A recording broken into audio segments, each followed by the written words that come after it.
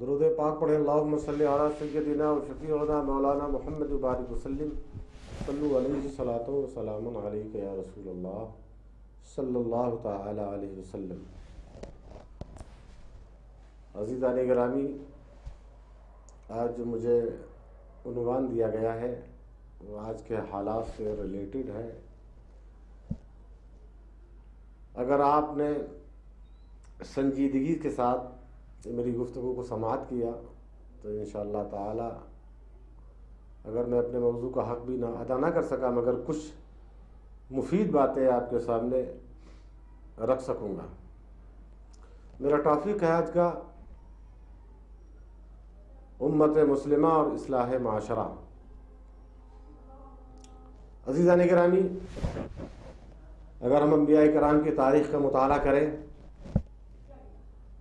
تو ہمیں اس بات کا ادراک ہوگا، ہمیں اس بات کا علم ہوگا، ہمیں یہ معلوم ہوگا کہ دنیا کے اندر جتنے بھی انبیاء کرام تشریف لائے ہیں وہ سب کے سب اصلاح معاشرہ ہی کے لیے جلوہ گر ہوئے۔ حضرت آدم سے لے کر حضرت سیدنا عیسیٰ علیہ نبینا علیہ الصلاۃ والتسلیم تک ہر ایک نبی کی ہسٹری اور ان کی زندگی کا مطالعہ کیا جائے تو یہ بات ثابت ہوتی ہے، واضح ہو کر سامنے آتی ہے کہ جتنے بھی انبیاء ہیں سب اصلاح معاشرہ ہی کے لیے آئے، دنیا کے اندر اپنی اپنی امت کی اصلاح کے لیے آئے۔ مگر حضرت سیدنا عیسیٰ علیہ الصلاۃ والتسلیم کی وفات کے بعد، ان کے تشریف لے جانے کے بعد 570 سال کا زمانہ ایسا زمانہ ہے کہ اس زمانے میں نہ کوئی نبی ہے، نہ کوئی رسول ہے، نہ کوئی پیغمبر ہے۔ دنیا کے اندر اصلاح کا کوئی تصور ہی نہیں تھا، دنیا سے اصلاح کا تصور ختم ہو چکا تھا، مٹ چکا تھا۔ اب وہ دور کتنا بھیانک دور رہا ہوگا حضرت سیدنا عیسیٰ علیہ الصلاۃ والتسلیم کے تشریف لے جانے کے بعد 571 سال کے زمانے میں نہ کوئی نبی ہے، نہ کوئی رسول ہے، نہ کوئی پیغمبر ہے۔ کس قدر ظلمت ہوگی، کس قدر اندھیرا ہوگا، کس قدر تاریکی ہوگی، کس قدر وحشت ہوگی۔ انسان درندہ بن چکا تھا، انسان وحشی ہو چکا تھا، انسان جانور بن چکا تھا۔ بیواؤں کے نالے، یتیموں کی آہیں باب اجابت الہی کو کھٹکھٹا رہی تھی اور کہہ رہی تھی الہ العالمین اب ضرورت ہے کسی مسیحا کی، ضرورت ہے کسی پیغمبر کی، ضرورت ہے کسی نبی کی، ضرورت ہے کسی رسول کی۔ اللہ تبارک و تعالی 571 سال کے بعد یا 70 سال کے بعد اللہ تبارک و تعالی نے ہم اور آپ کے آقا مولا احمد مجتبی محمد مصطفیٰ ارواحنا فدا صلی اللہ تعالی علیہ وسلم کو جلوہ گر دیا۔ سرکار کی تشریف آوری سے پہلے ظلمت ہی ظلمت، اندھیرا ہی اندھیرا، تاریکی ہی تاریکی تھی، پوری دنیا کے اندر ظلم تھا۔ مگر سرکار تشریف لائے، آقائے کونین تشریف لائے تو آپ نے انسانیت کا درس دیا، انسان کو انسان بنایا۔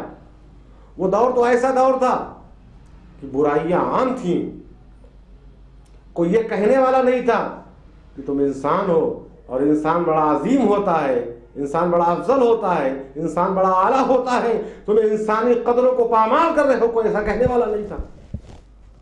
اور ایک بات یاد رکھیں، اس وقت تک دنیا کے اندر پیغمبر جلوہ گر نہیں ہوتے، اس وقت تک نبی نہیں آتے، ظلم اپنی انتہا کو پہنچ جاتا ہے، پیغمبر جلوہ گر نہیں ہوتے۔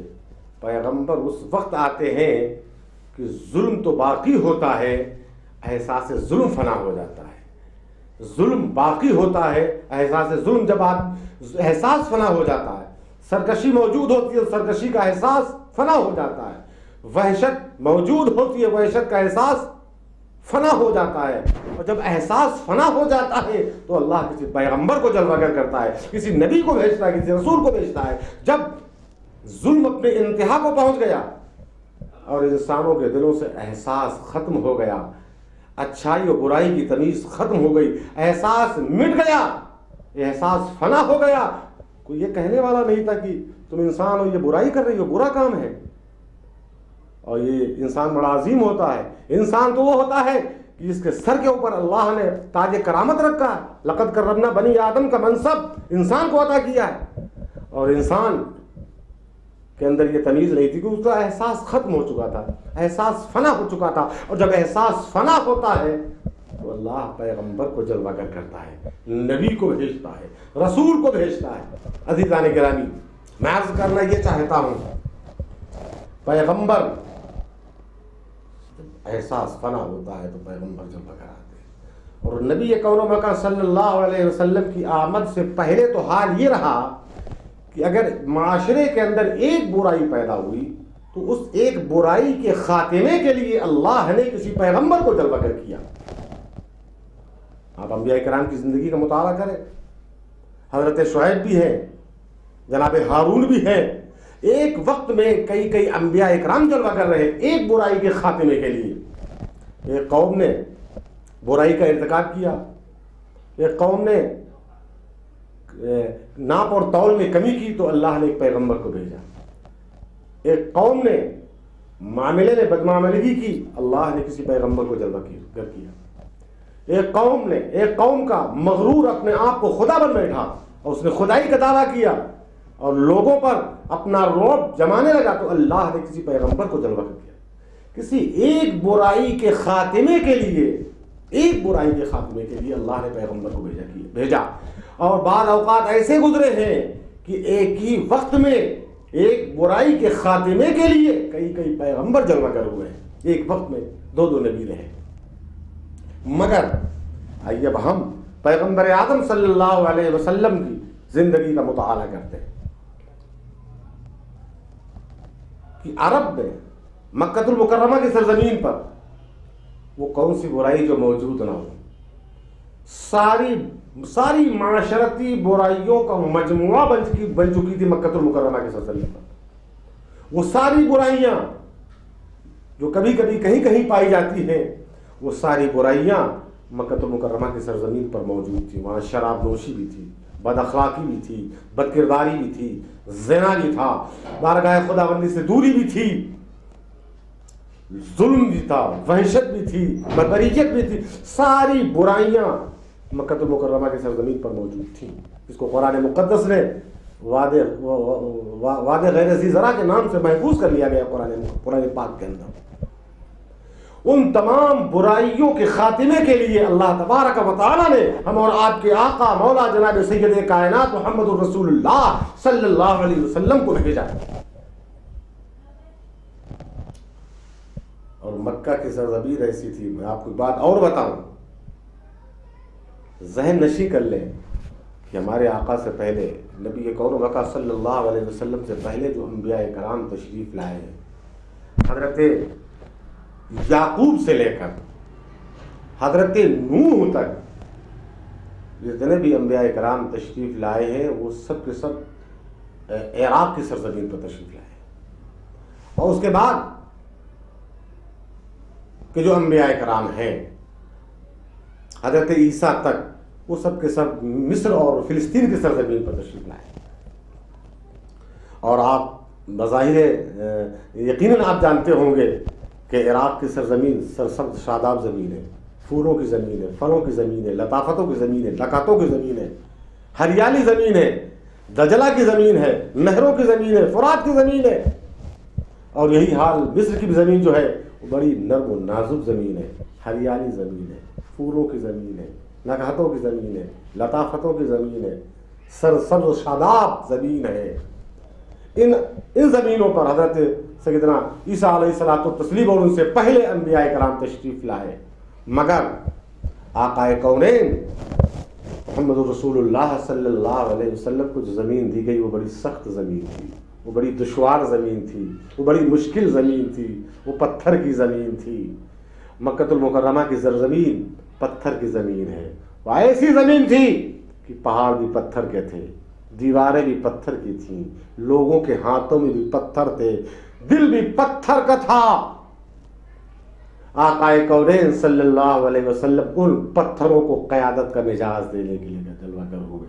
उन्हीं पत्थरों, क्योंकि हाथ भी पत्थर है, दिल भी पत्थर है, जमीन भी पत्थर है, घर भी पत्थर के है, दिल भी पत्थर है, हाथों भी पत्थर है।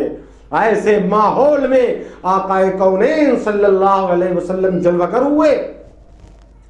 अल्लाह ने मशीयत ने उन्हें चुन लिया था कि इन पत्थरों को दर्द दिल अता करना है, सोज़े दरू अता करना है, इन्हें क़यादत का मिजाज देना है, इन्हें उठाना है, ऐसा उठाना है, इन्हें सूरज से चांद से ज्यादा बुलंद कर देना है।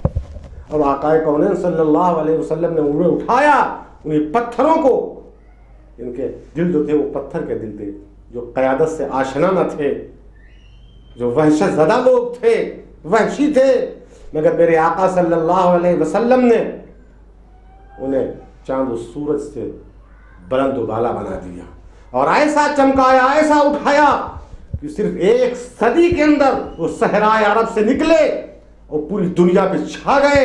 सिर्फ एक सदी के अंदर 3 बर्रे आज़मों पर, एशिया, अफ्रीका और यूरोप में इस्लामी निज़ाम का गलबा कायम हो गया। वाक़या कौनैन सल्लल्लाहु अलैहि वसल्लम ने वो किरदार, वो अखलाक पेश किया, वो इस्लाम पेश किया।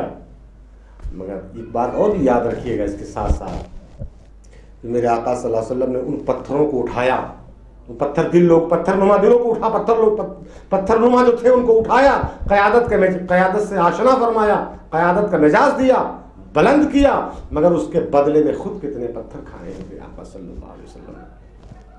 ताइफ की वादियों का मुताला करें, आप हदीस को पढ़ें, तारीख की किताबों को पढ़ें, रसूल की सीरत को पढ़ें तो आपको मालूम होगा कि खुद कितने पत्थर खाए थे। मेरे आका सल्लल्लाहु अलैहि वसल्लम रहमत के फूल लेके जाते हैं, हिदायत के फूल लेके जाते हैं, और जब वापस आते हैं तो पत्थर खा के आते हैं, लहू लहान हो के आते हैं। क्या गुजरती होगी आकाए कौनैन सल्लल्लाहु अलैहि वसल्लम के ऊपर। इन सहाबाए कराम ने कहा, या रसूल अल्लाह, कि आप पिछले अंबियाए कराम के जो हालात थे कि उन्होंने अपनी कौम के, जब उनकी कौम ने उनके ऊपर जुल्म किया, उन्हें परेशान किया, तो उन्होंने दुआए हिलाकत फरमाई। मेरे आका, कि आप वैसे पैगंबर नहीं हैं, आप इनके लिए दुआए हिलाकत क्यों नहीं फरमाते हैं? ये क्यों तबाह नहीं हो जाते हैं? इससे पहले कि लोग बंदरों की शक्ल में तब्दील कर दिए गए।